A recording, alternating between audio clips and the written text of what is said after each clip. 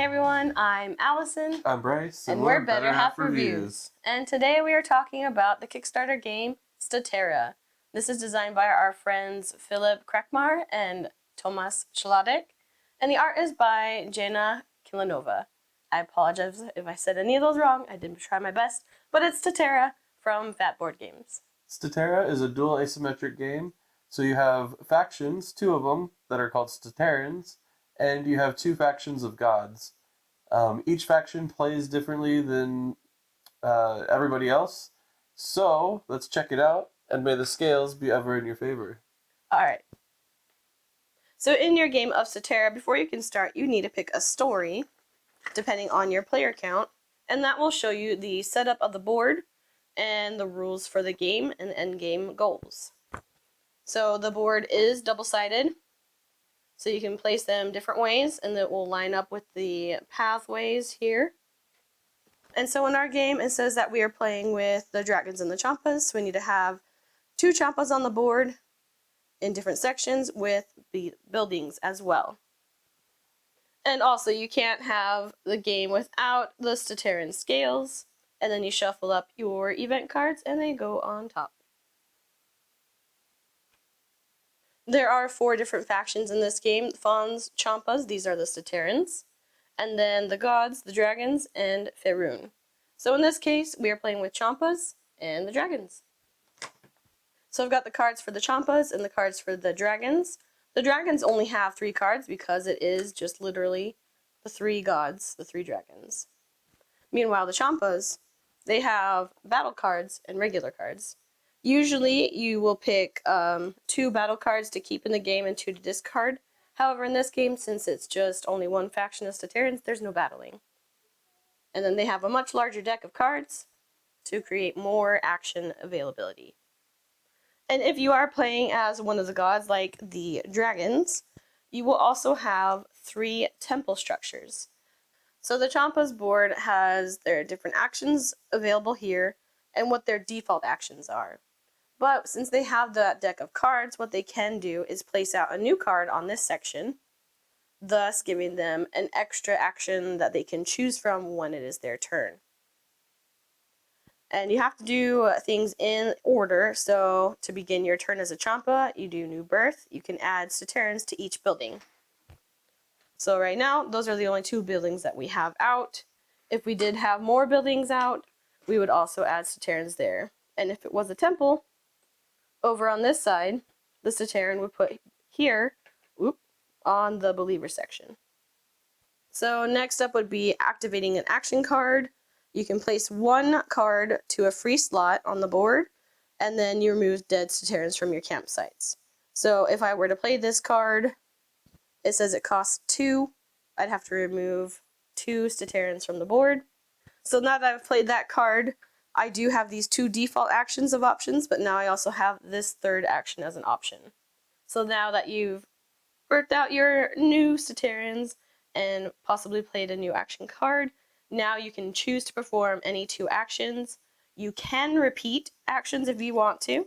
So I can choose to move twice, or maybe I want to move and then get out some more Staterans on the board. So to Staterans with their movement, it is just 1 movement. So they can move on to the next campsite or follow the path over there. So all these different paths, as long as it's 1-to-1 campsite, is 1 movement. And then remember, if you are a believing Stateran, if you move over and stay in that section of the believers. So then the last part of the turn is playing an event card. So throughout your turn, you may build buildings and things like that. If you happen to fill up a campsite, meaning there's no more buildings that you can put up for regular buildings in the center, that means you have filled a campsite, so you take an event card. You don't look at it until the very end of your turn. So if we get to option number 4 with playing event card, now we can check it out. And so it's got a title and a little scenario, different possible actions. And then this number up here shows how many Staterans can be put onto the board. If we are playing with both Chompas and Fawns, they would both be able to put 2 on the board. So you'll read through this little scenario and then choose one of these actions. So this does say 1 time and it says or, so you can only pick one of these. So I can choose to move, I can choose to battle, or I can activate an action card. So different options, you use it, and then it ends up going back underneath on the scales. One thing I didn't mention is that as you're building different campsites, the cost of putting them out costs more. So if I have one, it says it just costs one worker. And if I put out another one, the price increases. So that gives you an idea of how the Chompas and a little bit about how the Fawns would be playing. Alright, so now let's talk about the gods. So here we have the dragons, and my turn is laid out here. So it's training legates, legates actions, dragon lair actions, and ascension to the scales. This shows me the actions I can do as a legate and dragon's lair actions.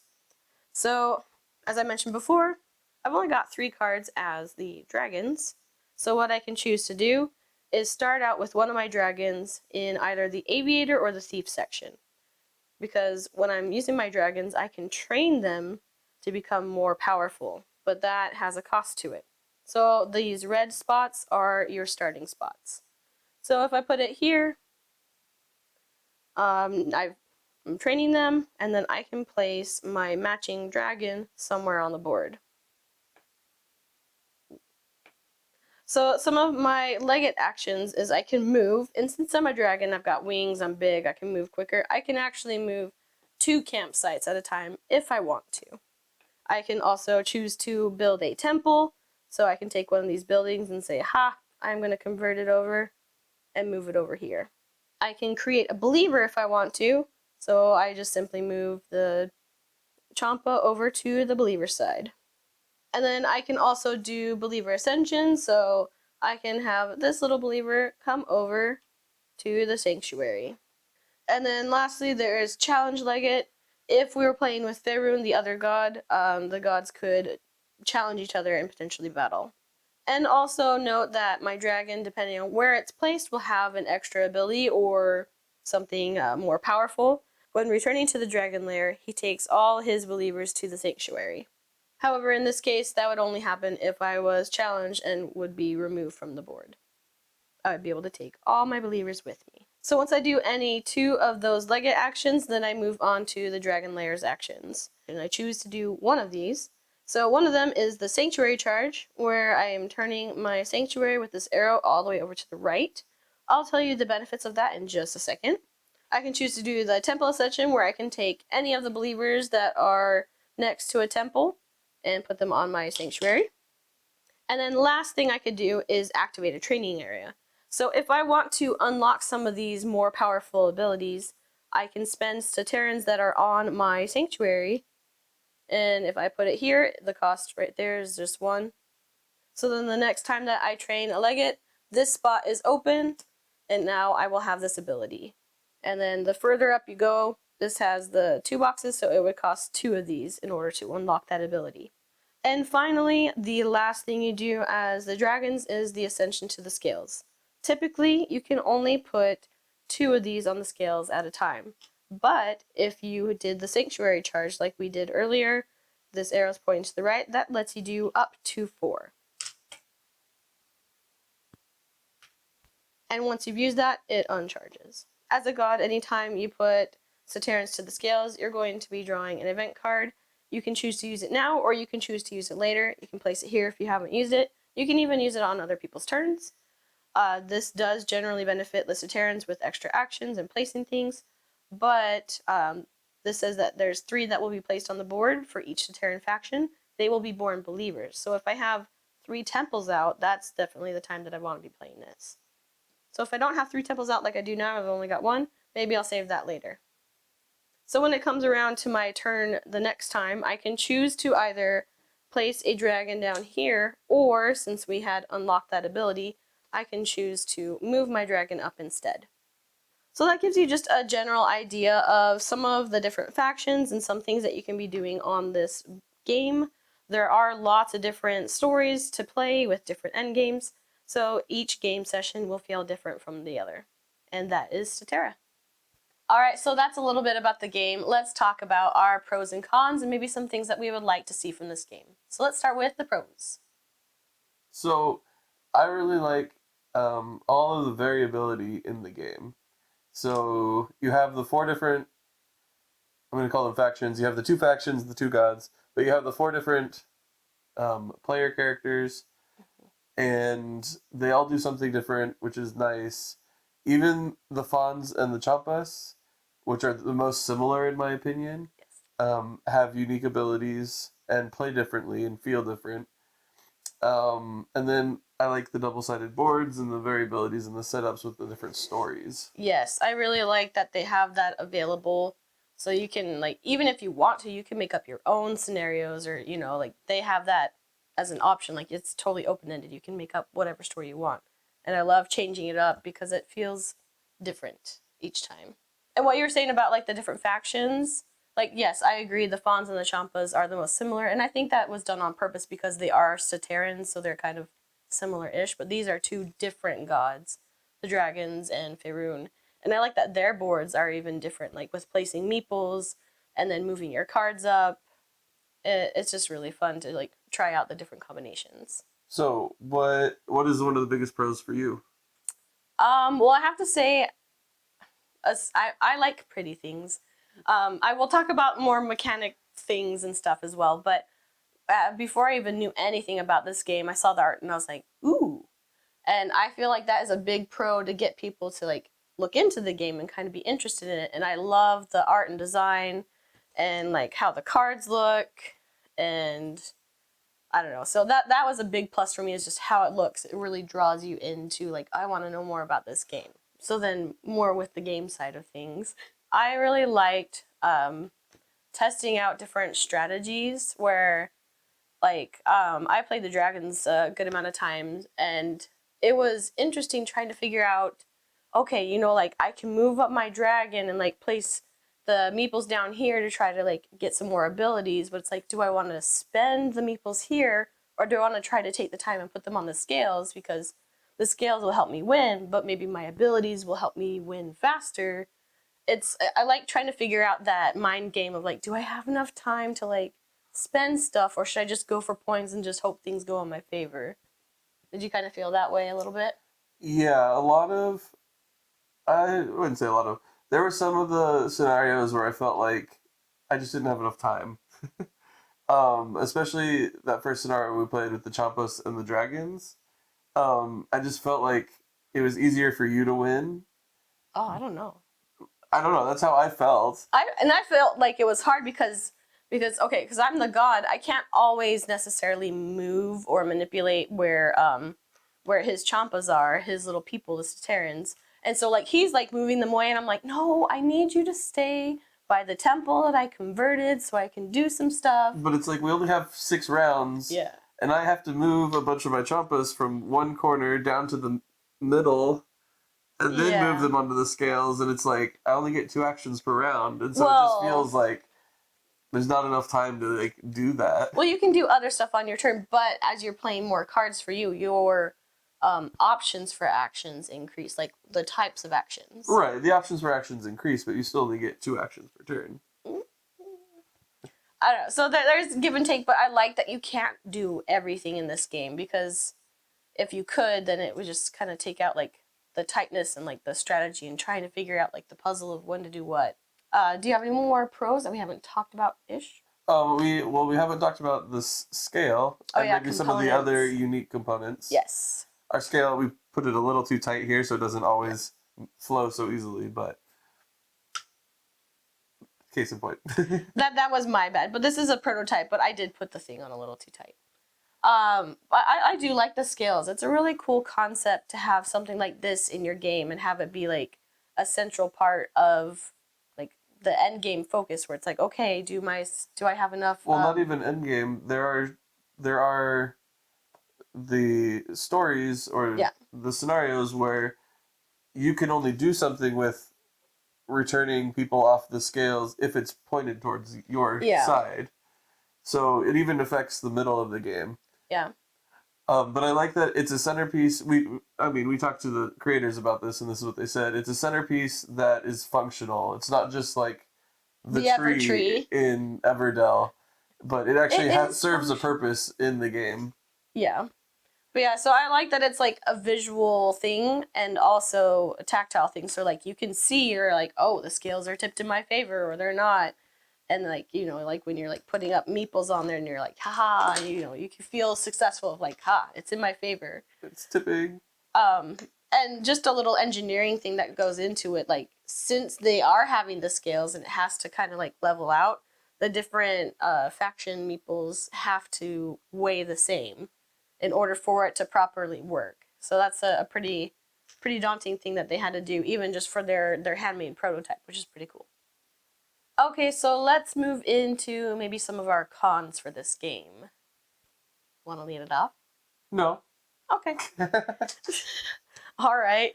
I don't know if this is necessarily a con, but it's something to be aware of. Since this game has asymmetric stuff going on all over the place, and it's a tight game, and there's lots of decisions, you need to figure out what to do best and when to do it. It is prone to some analysis paralysis, especially when you are newer to the game. So I get that sometimes, and I had that a lot with this one where I'm like, wait, what do I need to do? No. Should I do this? No. So just be aware, like, there is some analysis paralysis that could happen in this game, but I think the more that you play it, the less often that will happen. I can see that just in the fact that, like you kind of gave the example earlier when you were first starting out. You're like, okay, do I spend these Stateran believers that I've captured, or I don't remember the right term for it, to upgrade my dragons, or do I put them onto the scales? It's like, what's the best move at the moment? It's just a strategy thing. It'll Yeah. come with practice, though. Yeah, I would say like your first game for sure is very much a learning game of just like trying out and figuring out how the game works, and then also trying out different factions. Like playing a god is completely different from how you play a Stateran, and you take your turn kind of differently anyway. So Well, and so my biggest con, which is also a pro in my opinion, which is kind of weird, but my biggest con is that I hadn't played any games like this with the double asymmetric aspect of it. And so the first scenario we played, I was the Chompas, she was the dragon, so I was a Stater she was a god. And we were playing, and I was just like, I'm not quite fully understanding, like, how, when am I gonna battle? There's no other Staterans on the board. It's like, or when can I use this expel card? It says expel one Ligget, which is like her god. Expel a god from a campsite, but I need 3 believers of the opposite faith. Well, if there's no other god on the playing, there's no believers of the opposite faith, so it's like I can't use this card. And so it's really hard at first to wrap your mind around, like, okay, in this scenario, because there's only one Statera and one god, certain things aren't going to be applicable. correct. Or in another scenario where it's like Stateran versus Stateran, the Chompas versus the Fawns, it's like, okay, I can battle, but again, there's no gods on the board, so this card is not going to come into play. So long story short, there's some cards that feel like you can't use in your game in some of the stories. But something that we haven't touched on is mostly been talking about our 2-player stories. There are stories with 3 players and 4 players, so you will be having a combination of, multiple Staterans or multiple gods in various forms. And another thing, just going back to my complaint, is just not being used to the dual asymmetric side of things. Is I came at it as like an adversarial approach because it's set up as an adversarial approach. It's like, I want to get my Chompas on this scale leaning towards me, but she's taking and converting my Chompas. I want to bring you into the light. And converting it to her. So it feels like we're adversarial, but then there's a lot of things she does that like help benefit me. Mm-hmm. Or there's things that I do that I'm like, oh, I see how this benefits her, but it also furthers what I want to do. And it's kind of weird. It's like you're adversarial, but you're also helping each other. Yeah. It just is hard to get used to, in my opinion. It's different because like we are going against each other, but I'm the god and I'm trying to like help bring you to the proper side, and you're like, no, we will do this. Yeah, I mean, there's nothing more frustrating where like you take the time and you're like, I convert the building to a temple, and I'm like, oh, let's bring someone over to this side. And then Bryce will play a card and he's be like, "Ha, you are now a non-believer." I'm like, "No, I took the time." Because, like, I need them to be believers so I can do other things. But yeah, it's... And you need her to build temples because that clears up space on the campsite so you can build more camps, which helps you bring in more Staterans. But the thing is, I can only build three temples on the board. So that can make it hard, too, where sometimes I've built temples too close together and I'm like, oh, shoot, they're all over there. And I'm like, can you destroy one of my temples, please? But I'm getting sidetracked. Something that I felt was sort of a con, which we kind of mentioned before, is sometimes some of the scenarios felt too quick.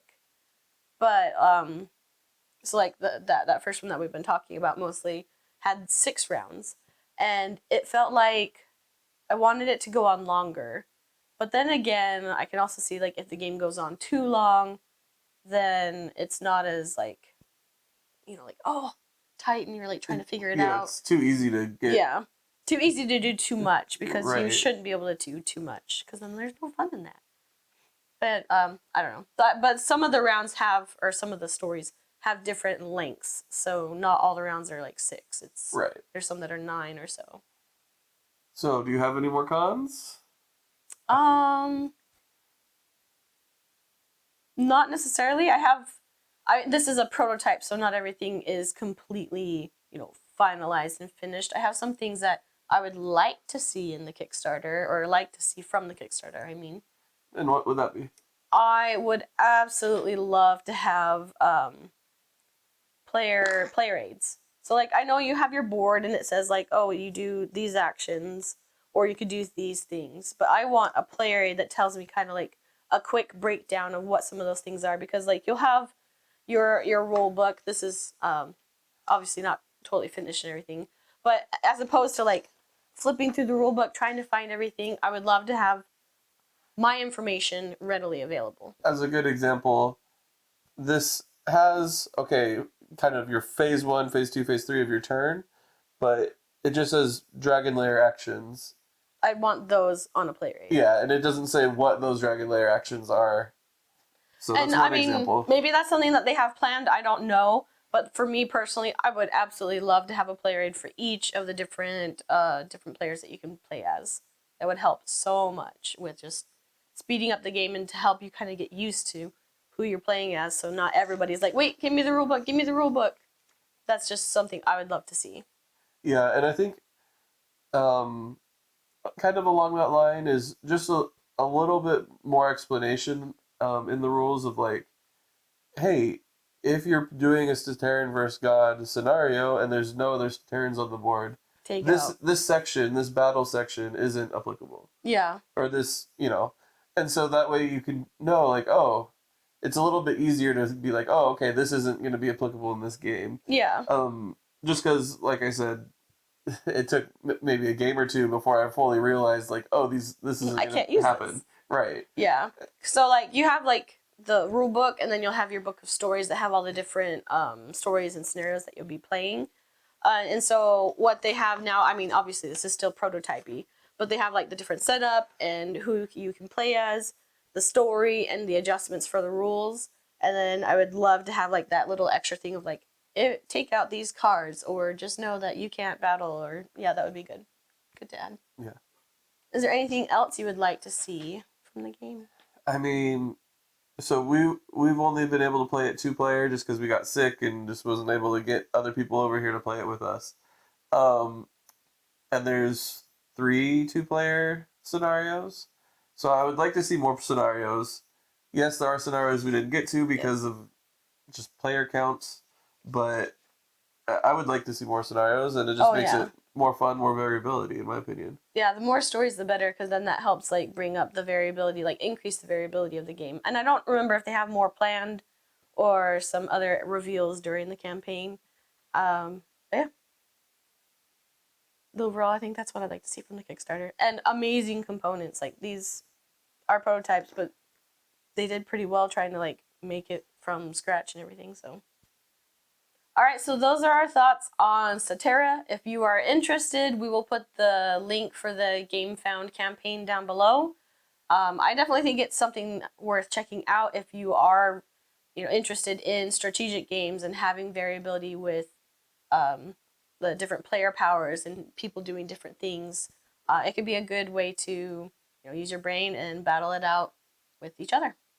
Yeah, I agree. I think the strategic um, side of me really loves this game and really loves the variability in the player powers, like Allison was saying, and trying to figure out like what is the best way to do something and what is the best way to tip the scales in my favor. Besides just pull on it. Cheating. But please know that the scales are fine. We just put it together a little too tight, and I win. I mean, I did win the game more often, but anyway. So I definitely recommend checking it out, and it's also very pretty and cool to look at on the table as well. So link in the description down below for the Game Found campaign. I'm Allison. I'm Bryce, and this has been a Better Half review. Happy gaming. Have fun. Before you can start, you don't bump the camera. That's what. Oh,